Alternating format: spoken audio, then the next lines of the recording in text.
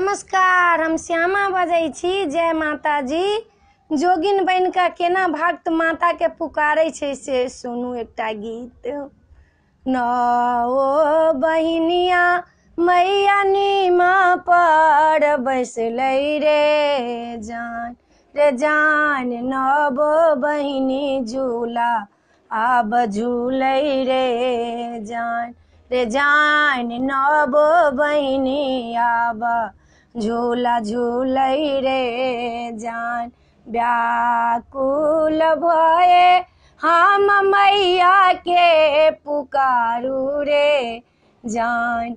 हम मैया के पुकारू रे जान रे जान। आबी जइयो नौ बहिनिया रे जान रे जान। आबी जइयो नौ बहिनिया रे जान।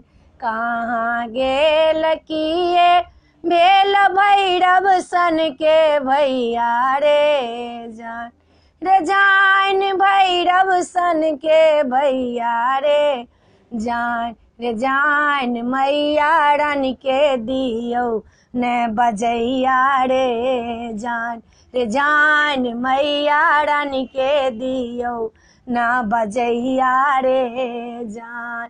गोरहा मलगियो मैया करू पार नमिया रे जान रे मैया करू पार नमिया रे जान रे जान। दरस देखा दे एक बेरिया रे जान रे जान। दरस देखा दे एक बेरिया रे जान। लाले लाले आरा फूल के माला हम पहिरे भैरे जान रे जान। माला हम पहिरे भैरे जान रे जान। नोरो के हम चढ़ नाज धोबै रे जान रे जान। नोरो सा हम चढ़ नाज धोबै रे जान।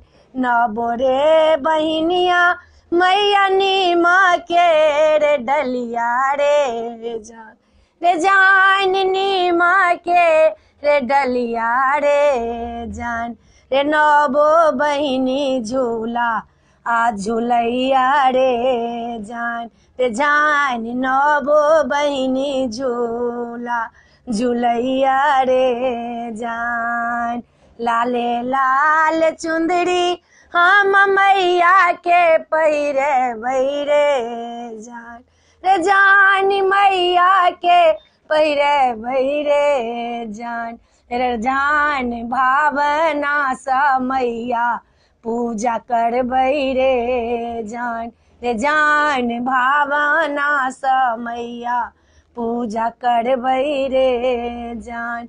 नौ रे बहिनिया मैया झूलै नीम के डरिया रे जान रे जान। झूलै नीम के डरिया रे जान रे जान। नौ बहिनी झूला ऊ त झूलै रे जान रे जान। नौ बहिनी झूला ऊ त झूलै रे जान।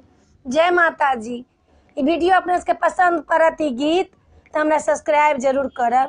जय मिथिला, जय भोला बाबा।